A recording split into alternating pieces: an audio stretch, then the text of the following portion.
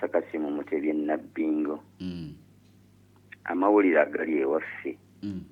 Era teganakyukako beeyongera kukwata abantu ewatali nsonga gye batunnyonnyola. Nsaba bachairman bannanga bakola zoni ezikola Nabbingo.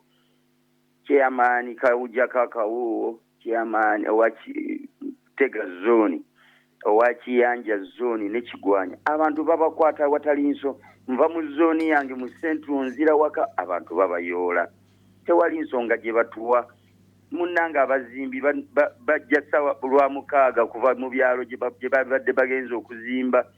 Gwe basanga n'akasente tasigaza wadde. Ayina akasente genda atalina bamutwala butwa. Ne bakwata patulo 3 mu Nabbingo ne batwala ku mapoliisi.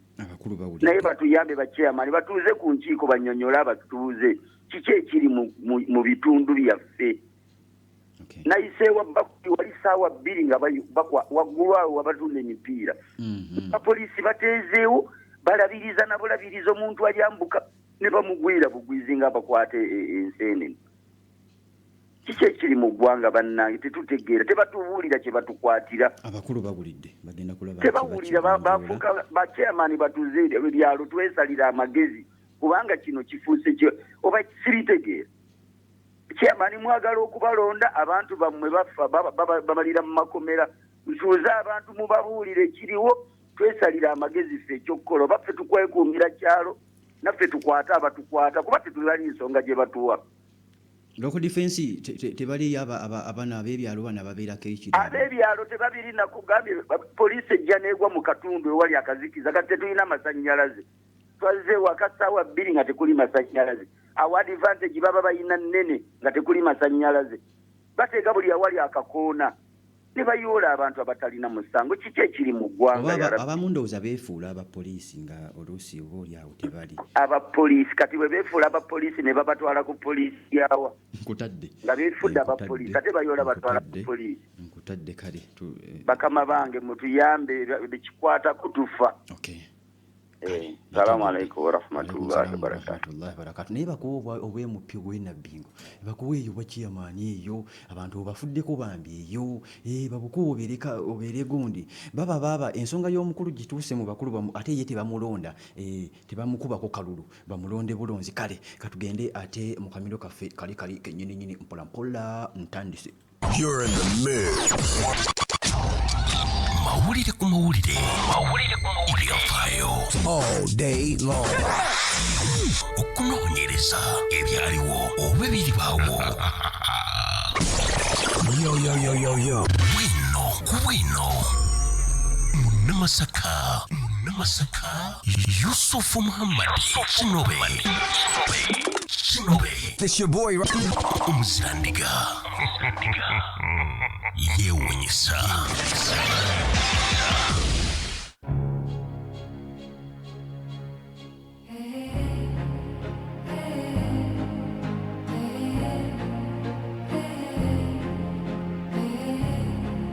Okay, ali ku Pale FM ali kukula eri omuntu wa bulijjo mama gino jjujjuli yasiginkyusize nze njagala gino so nkyusiza gino kubanga buno bulinga buno bw'abaana ba gundi buno bwana buno bwahudu buno hankati nkyusize egyo kwata kyekako egyo kakati omanyi ndi tawanya lino Julius lyogera wano nga liddayo lyebaka siba olyebake nga nze mpola tojja kubyebakayo. Anyway ali ku Pale FM ali kukula eri omuntu wa bulijjo mpola mu mbeera yonna webale nnyo webalire ddala njagala kulaba nti ate tugenda maaso tweyongerayo mu ngeri emu oba endala tutandike tutambule mpola tugende njagala kulaba nti ate nkutwalako mu mawanga ag'enjawulo bwakeeredde mu mawanga muganda wange ampuliriza ag'enjawulo nga embeera eryetya mpola mu mbeera yonna we bwakeeredde abasajja bandibanga abalemaganyemukko abasajja balinga muganda wange abalemaganyemukko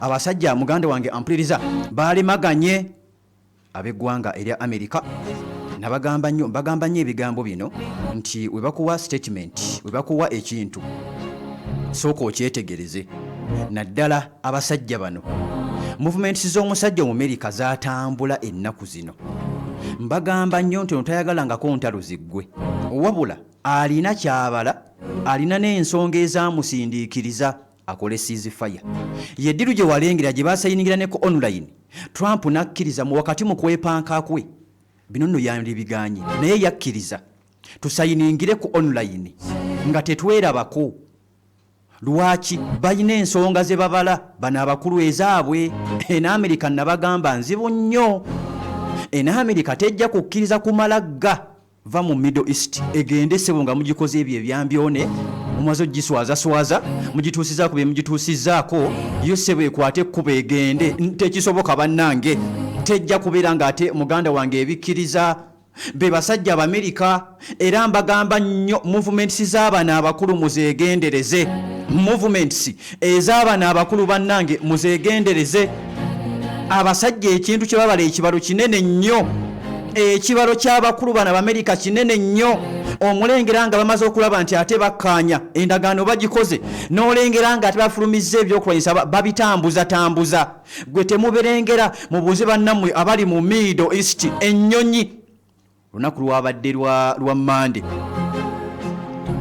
aba Middle East nga tulengera ennyonyi eza Amerika ab'ennowe baafulumya nga bagamba nti Amerika ku lunaku olw'Emmande mu ruutu zaabwe ze bali bateekeddwa okuyita mu bwengula ennyonyi za Amerika zaayitawo nnyingi nnyo nga zigenda zoolekera Middle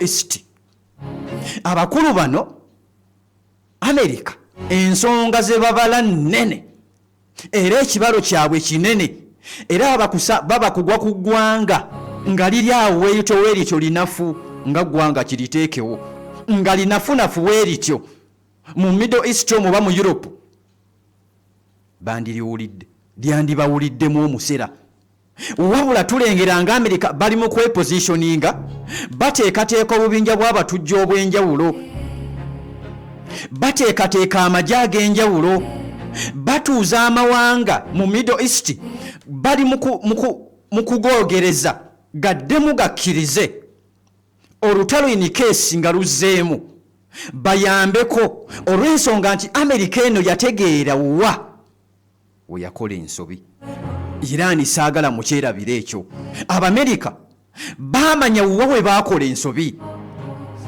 abange wobanga okuba omulabewo omukubanga ng'omaze ebbanga ddene mwewalana ne mutuuka okwekuba nabagambye eŋŋumi z'abasajja zanjawulo ku bakyala ffe tukuba ku mutwe simanyi lwaki oba neyatutendeka ebyo bwe tuba twekuba tunoonya feesi tunoonya mutwe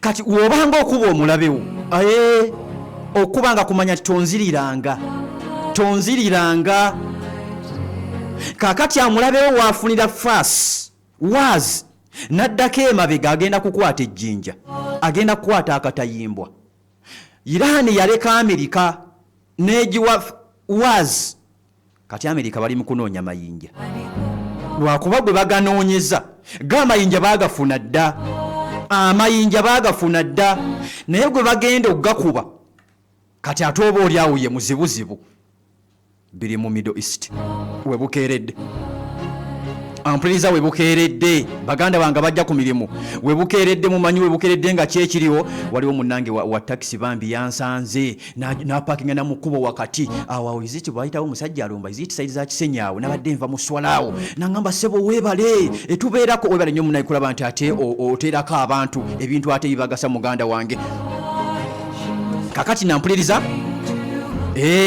ndaba wano mu Middle East waliwo omugagga mu Swedish avuddeyo wakati nga eggwanga lya Isirayiri liri mu kulaba nti teryagala ntalo ziggwe mu Middle East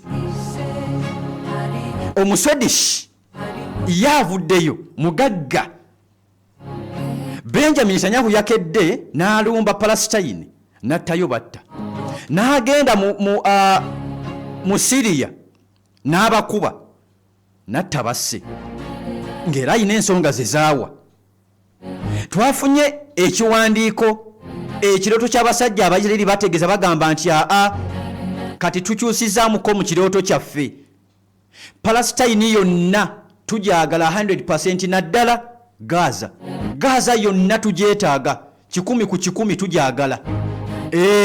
Kakati omugagga Yuna avuddeyo yadde wakati nga Bahamas badde bategeza bagamba nti nedda toyina gyogenda kulaba nti ate munnange ogitwala, toyina gyogenda kugitwala. Kakati ono omugagga biliyoniya mu Swedish avuddeyo ategeza agamba Roger Akelius agamba nti ataddewo miliyoni za dola 76 nti azitaddewo ku bwereere.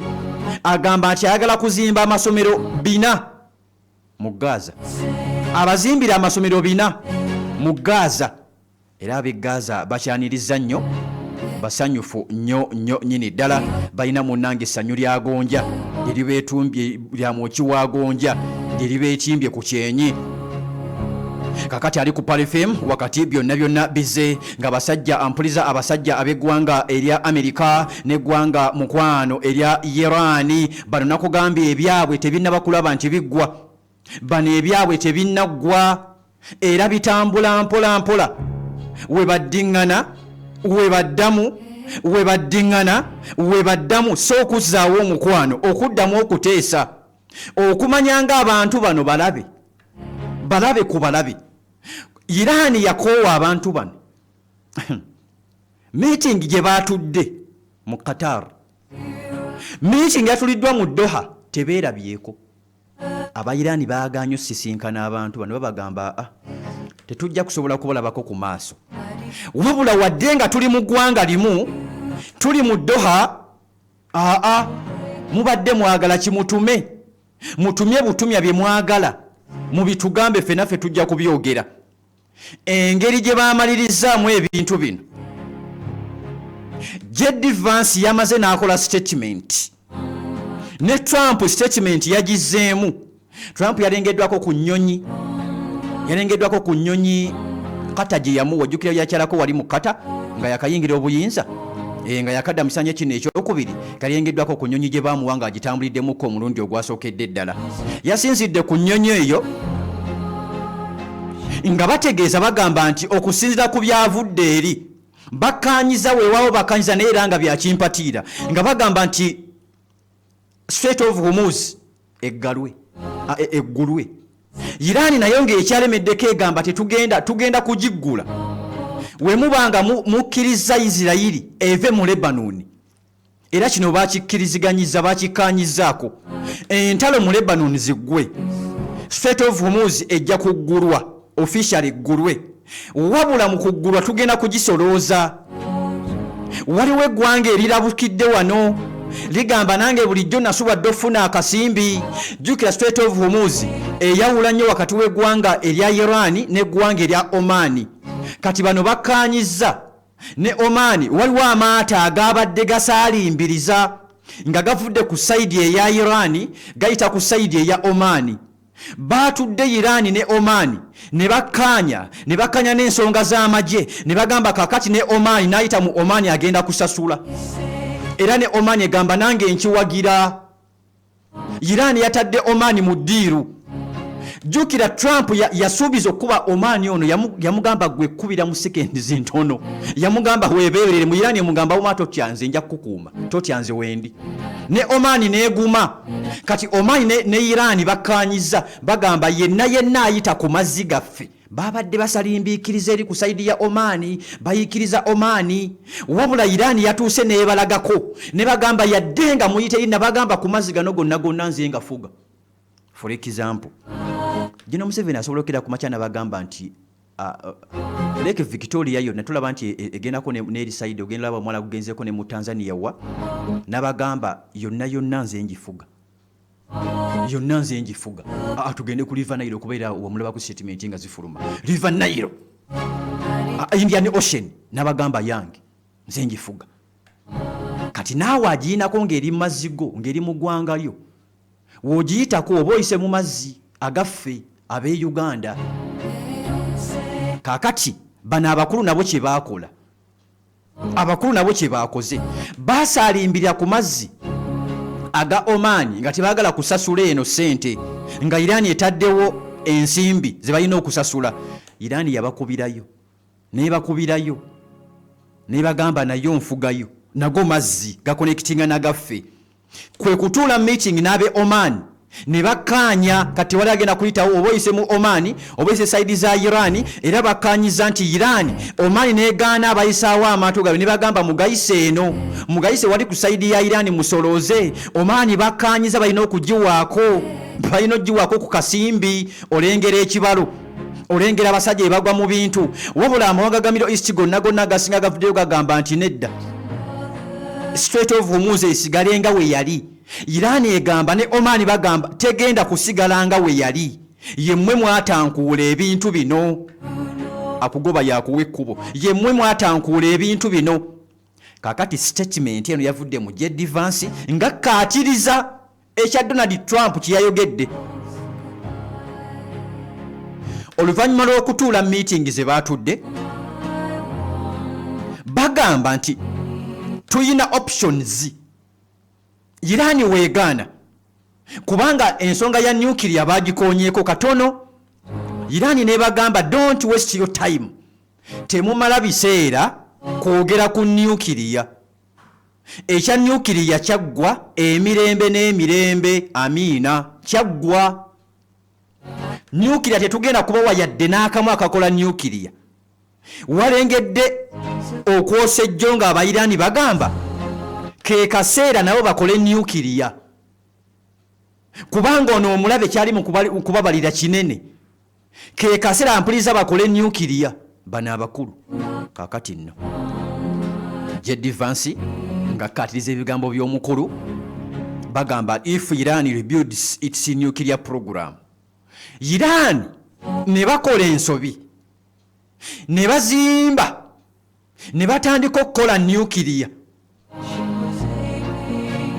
Iran era weegenda maaso neddamu okutiisatiisa banneyiba baayo kino baakitegedde nti banneyiba nabo kati nga Amerika yali yabateeka ku ndagaano aba Omani aba UAE abe Qatar abe Bahrain abe Kuwait abe Jordani ngawo ya Amerika yabateeka ku ndagaano era neesinzira amawanga gaabwe neekuba eggwanga erya Iran byebalabye babirabye kati ne Iran nayo yabasuubiza nebagamba we muddamu ne muyambako Amerika okunnumba ngenda kukuba mmwe nabagambye yakoze ne lisiti eye apartments n'amakolero g'amawanga ago ameeteefuteefu okuddamu okuyamba Amerika okulumba Iran agamu agalabuse gaaganye ebintu bino kati Amerika avuddeyo negamba Iran nti wotalekerawo kutiisatiisa banneyibabo wonatandika okukola nuclear program nozitwala mu maaso ekyokusatu Iran oli mu kusapootinga abatujju wona agenda mu maaso n'okusapootinga abatujju ebigenda okuddirira ng'ofandinga n'abatujju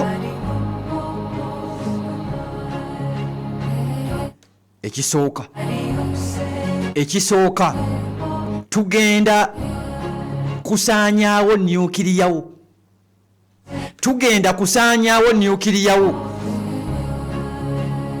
era agamba nti example zetwawa example gye wadde yagambye nti emabega wali we dropped some bombs twakubye Iran zibbomu ez'enjawulo entonotono munda mu ggwanga erya Iran twazimusuddeko ekyo bamugamba nti kitono nnyo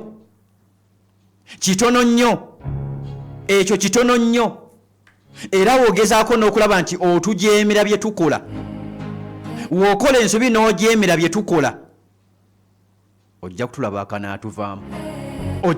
akanaatuvaamu tebakomye ku ekyo ne balabula eggwanga erya Iran Rubio olwavuddeyo sawa zabadde 12 n'alabula Iran ekawungeezi n'amugamba nti we mutaggula Strait of Hormuz w'okola era w'okola ensobi n'otaggula Strait of Hormuz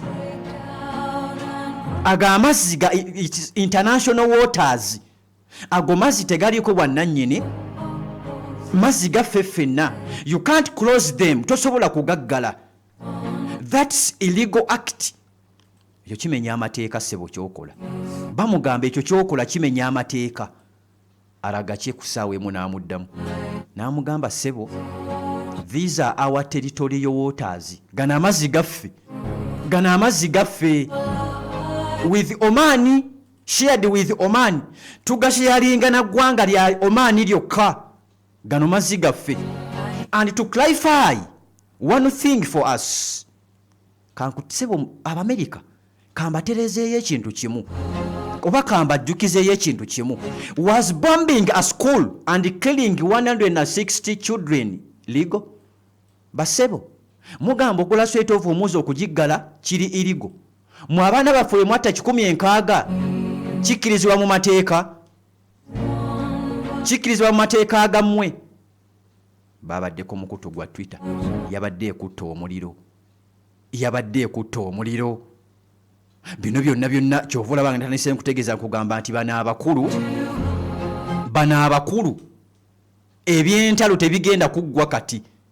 Meeting bagitudde naye eringa wobalabalamu bino bibakkaanyiza tewali kipya ku bibayogerako edda, bali mu kwejjukiza bibakkaanya naye bonna babiziimuula, bonna bali mu kubiziimuula. Kakati ekiddako nkugambye twalengeddeko ennyonyi ez'enjawulo.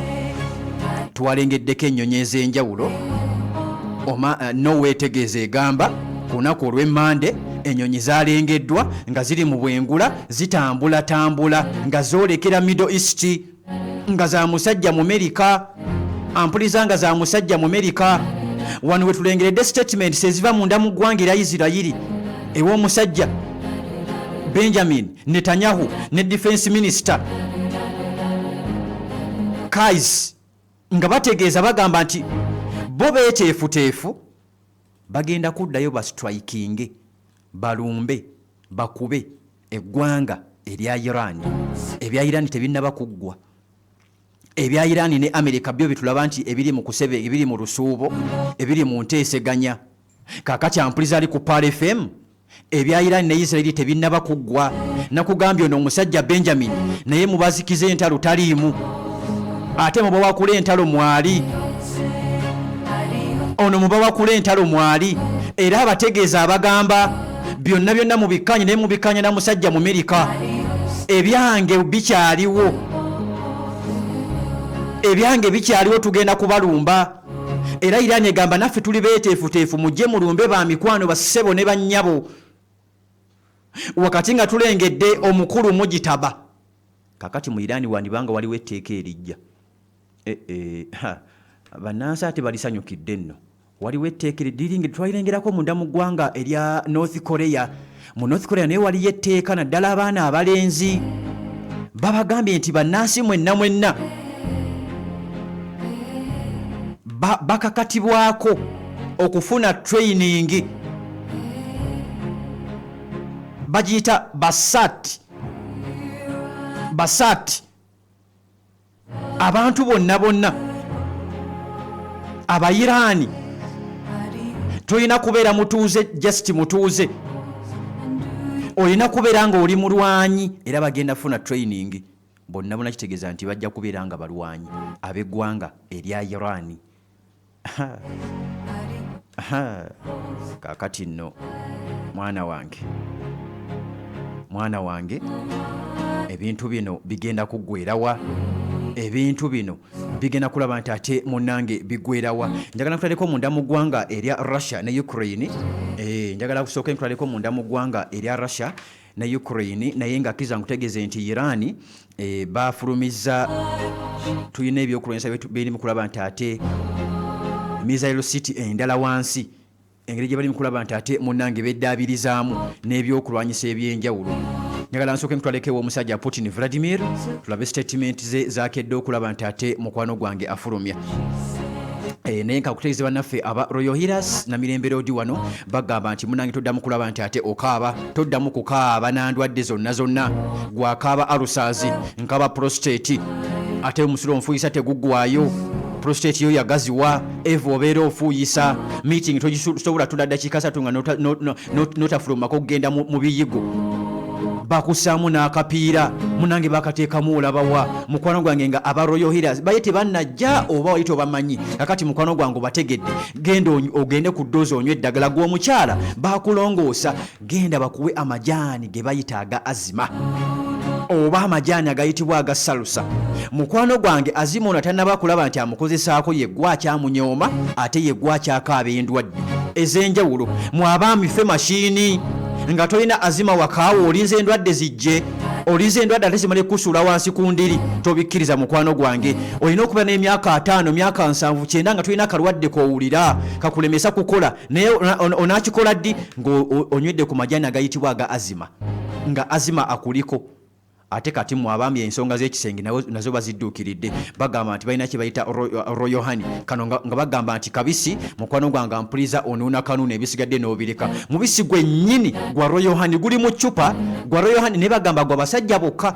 onuuna bunuunya ebisigadde n'obireka balina kye bayita Royal Extra ate kati mwakulidde mu myaka Royal Extra omuyungiraku ka Royal Honey buli kimu kijja kuba nti munnange kiteredde bulungi nnyo nnyini ddala kakati waliwo ke bayita waliwo akazigo kakusigako busiizi kano koosiiga busiizi ebisigadde ggwe onaŋŋamba bakayita tonziriranga gwe butuukawo mugambe empa tonziriranga ko kazigo kakusigako busiizi kakati ali ku Pal FM bali ku Namirembe Road ku mafuta ga Rubis kazimbe ka Volcano Bus Park edduuka namba 314 tuukawo bakyalireko Sheikh Ismaila Wali ne Hajati Takia weebali kwate namba y'essimu 0749 yano ya Hajati 0749 96 14 09 0749 96 1409 oba MTN 0779 95 92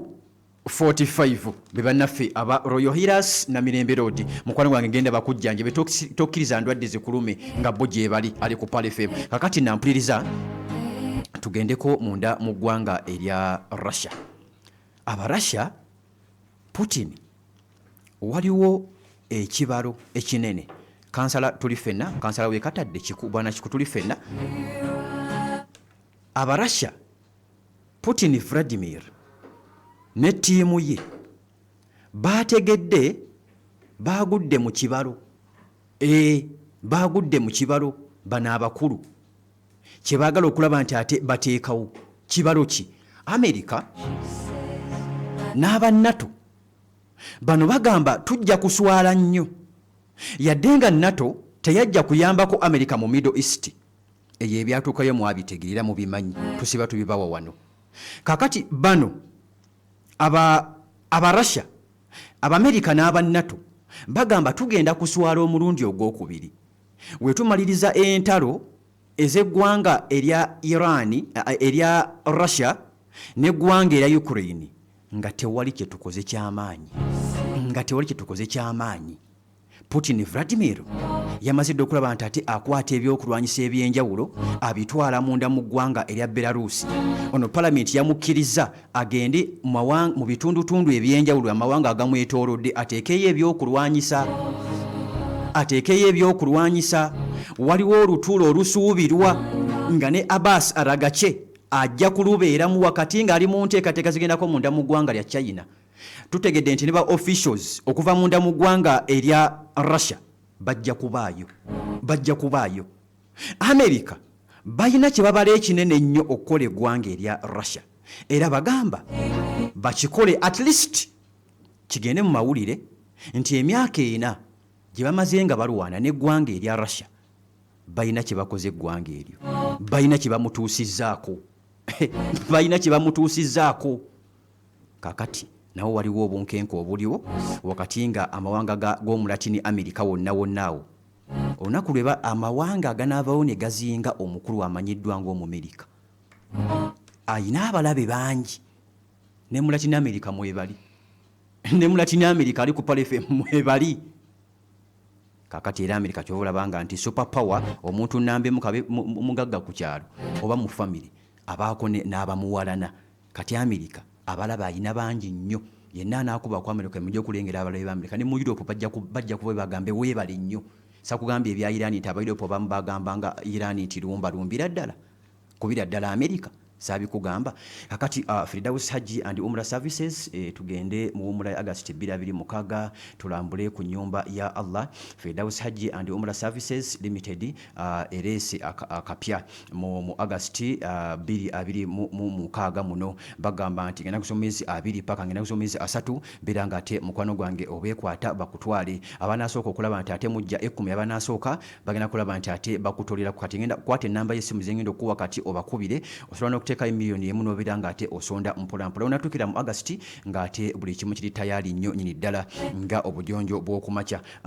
Tukusuza mu hotels ez'omulembe kumpi ne Haramu jangu wewandiise katikati ffenna tusobola okulaba nti tugenda e Makka ne Madina ku mmiri mpolampola tusangibwa no ku offices zaffe ojja okulaba nti otusanga e Nakasero okuliraana Steel and Tube Industry kuba ku simu 0703 8 8 23 bannaffe aba Firdaus Haji and Umrah Services njagala nkukwase ate abetu ly'omukeze basobole okulaba nti ate bakwongerayo mpolampola mu programu ki ezigenda okulaba nti ate mukwano gwange ziddako inshallah. Kasekende oli bulungi? Sina tabu wadde embeera eyinza okuba nga sinungi nnyo naye sina tabu. Toyina mumbejja ye mwogezi abakongo tabu weeri tabu yatugwiridde olunaku lwajjo olunaku lwaleero abaddugavu tabu yatugwiridde muki mu mupiira ate muki nawe yagwiridde nnyo ndi muzungu gwabadde wakati awo kati gwe biba tabu tesobola kuba tabu. siwagira Senego nze Senego muntu wange ne Kongo byagenze biti Senego muntu wange Kongo muntu nyonyi wange baffe abakongo Kongo ye yannomye nnyo waki twalige nti Ebola abadde abalemye okulwanyisa naye omupiira but at least they have tried. basambye bulungi by the way omutendesi oyo yali eno waffe yatendekako Uganda Cranes era n'agituusaako n'egituusa nawulira ensonga za wano abakongo batusinga mundoza ku mafalanga bamanyi okuteekamu we baagala batusinga owaffe bamutwala yali wammwe kochi yali waffe oyo kochi wa era ojajamya omukyala ng'omukwatanga nga mutwala abamugiranga n'omwami kyekimu omujajamya mwene tubajajamiza mugenda tekiriko bya kumutwala mugenda bugezi kateri abatutte era alikera ku makya n'agamba omwami abaami kino kyekibaliko ajja kuba mukulu nnyo naffe tetumanyi kitutwala olabiraogenda okukakkananga Kasekende okola kiyo nti nange simanyi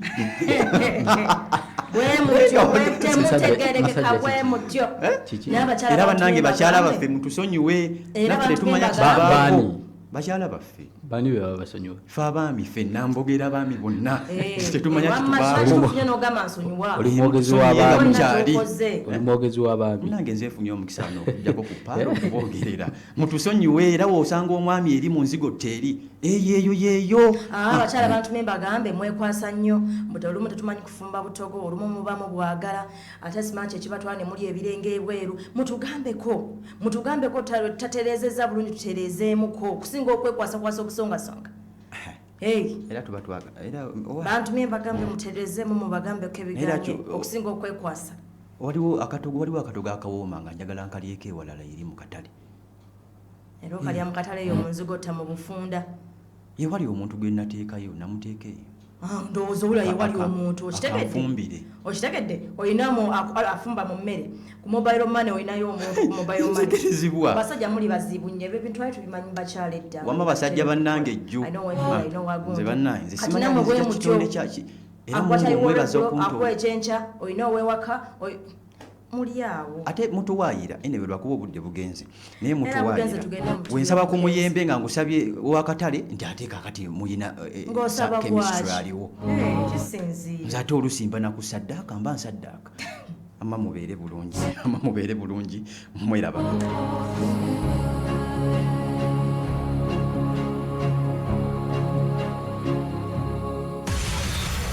gwe wenna ng'olumizibwa by'otategeera oyiikibwa ebbugumu osanyalala